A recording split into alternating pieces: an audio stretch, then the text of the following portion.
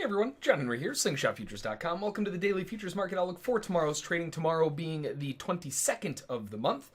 Another pretty slow one going into FOMC day today. We had a couple opportunities here and there, but you really had to remain patient today in order to jump on board with some of those. Now that said, before we get into the charts and all the fun stuff, make sure to swing it over to slingshotfutures.com, scroll down and click on the Join the Daily Outlook newsletter. From there, you're going to be able to join our email newsletter list to be notified every time one of these videos comes out. Along with that, in the email, we talk about a bunch of stuff that we don't have time to talk about in the video, and that's going to be everything from options, stocks, crypto, you name it. If it's moving, it'll be inside that newsletter at some point, so make sure you sign up for that so you don't miss anything important. Along with that, make sure to click on the live trade room subscription and trial info.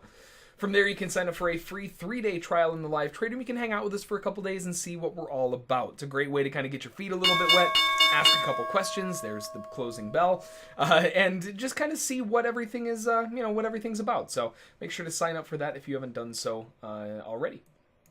Now, looking at the markets. First off, the euro on FOMC catching a nice lift to the upside. A lot of bullishness coming into the market here. And still, I mean, we've left behind that gap at 22,920. Haven't really even come close to that. They tried making that dip lower, and it looked like they wanted to make that run down. We were talking about yesterday looking for the bears to continue that drive lower to fill that gap, but FOMC had other plans for the market, and that caused a big old spike to the upside, meaning that that gap at 22,920, that's still open, and the market will want to try to fill that in at some point. Now, all of that said, we are still dealing with a situation that's, right now the buyers are obviously inclined to take over. The buyers are really running higher here, especially over the last 4 hours or so. Well, actually the last 2 hours after FOMC, and we got to stick on the buy side.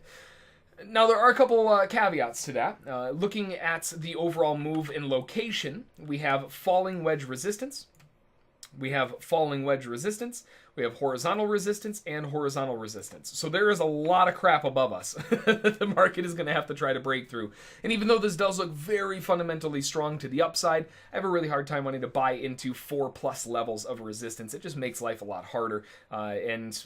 I really don't want to deal with that. So the location that we're in right now, before I can even come close to stepping on the buy side, we would need to break out above these areas and then pull back, which means that I have to go into tonight looking at the sell side to try to shove the market back down,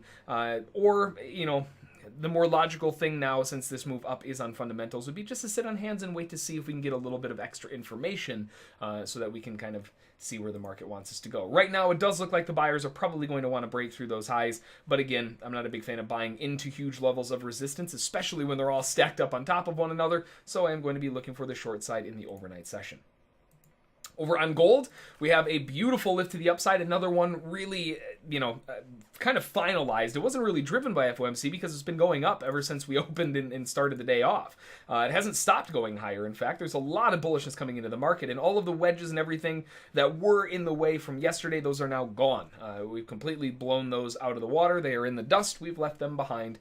So overall, with such a strong rally to the upside, I'm looking for an overnight correction of some sort. Might be one candle on the 4 hour, might be a couple, maybe an hour, might be a couple 15-minute bars to the downside. Either way, anticipating that we're probably going to get a pullback of some sort in the overnight session, and that's where I'm looking for the buyers to resume and shove the market back up towards those upside objectives. Now, the upside objective at the moment is at 1339.5.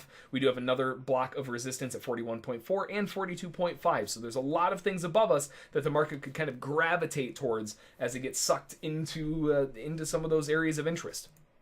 Obviously, this is a very bullish move to the upside, and the only thing that we can really do is look to buy. And now that we've broken away from all of these levels of resistance, we have the go-ahead to look for some of those buying opportunities. Now, one thing that we could potentially look for as well, depending on how big this pullback is, we have recently broken above some of these major obvious swing highs, and a lot of times when the market breaks out of those swing highs, especially this double top one from earlier, right, the market loves to come back and use those as support. So we could be looking for a lot of different opportunities off of any one of these areas, if not all of them. Again, depending on how far it pulls back. If it pulls back at all tonight, it might just keep going. But I am looking for a pullback in the overnight session to jump on the buy side to continue this rally up.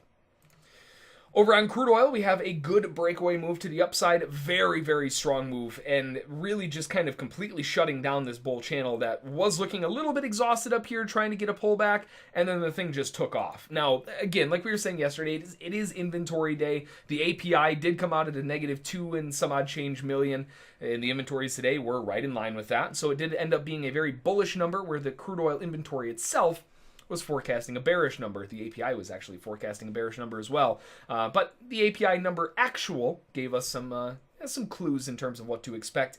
And since we saw bullishness all morning, pretty obvious on what was going on there.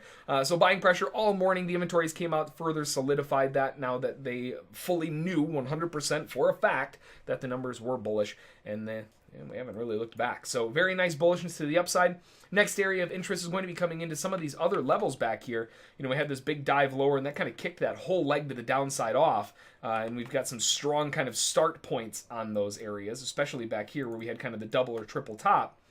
Starting to get closer to those. So that 66 area is definitely going to be an area of interest as possible resistance. But as it stands right now, this almost looks like the channel that, you know, initially the channel was fitting really well, but now we could be in a situation where we have an equidistant, larger channel. And you can see the market is floating right around that area now in terms of an equidistant channel.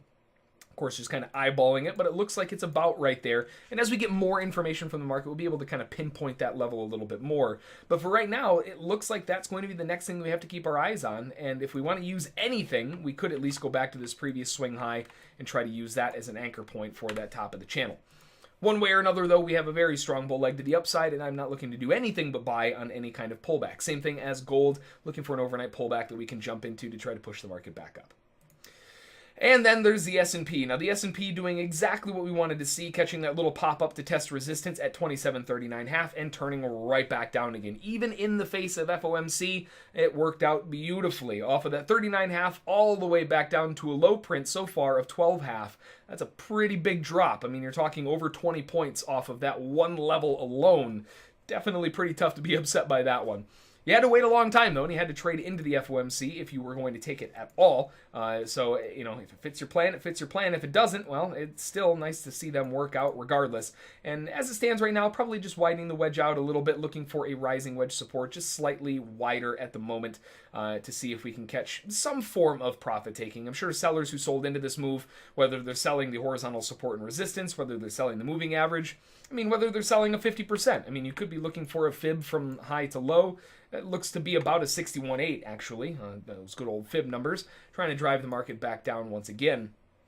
One way or another, sellers are obviously involved in this off of that 39.5 and looking for a downside objective. And when you're in that kind of situation where you've been sure, I mean, everything is working out really, really well, you're in huge amounts of profit, you need to find some place to kind of reduce your risk. Not necessarily reduce downside risk, but reduce your upside risk. You're way up on a position, you need to start liquidating some contracts to bring your risk back in alignment in case the market starts retracing on it.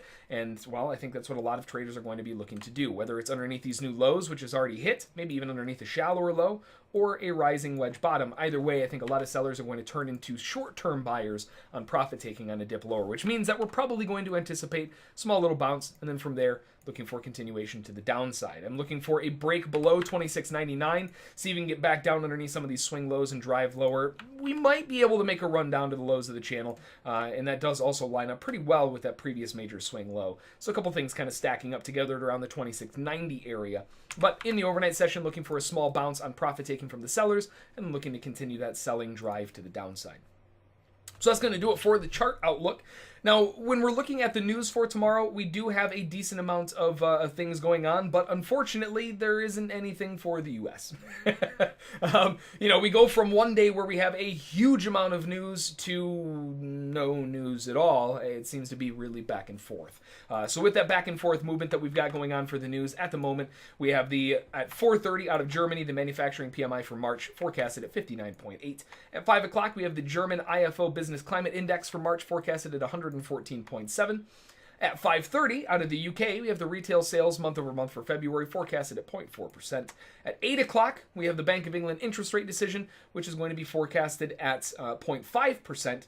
And then at 8 o'clock as well, we have the MPC vote purchase facility votes, and that's all coming out. But no U.S. news. So nothing really that we're going to have to worry about tomorrow in terms of the U.S. side of things. If you are an early morning trader or maybe a German or UK trader, you might want to pay attention to some of those news announcements there. But aside from that, it's not really much we have to worry about. Now, for the news today, later today in the evening session at 20:30 Eastern Time, out of Australia, we do have the employment change as well. So if you are an Australian session trader, keep your eyes out for that. That is forecasted at 19.8 thousand. So that's going to do it for the outlook. Like we always say, it doesn't matter what market you're trading, approaching, or even just kind of analyzing. Always make sure to make a plan. Trade the plan, follow those rules, and you'll be A-okay. Until next time, we'll see you all then.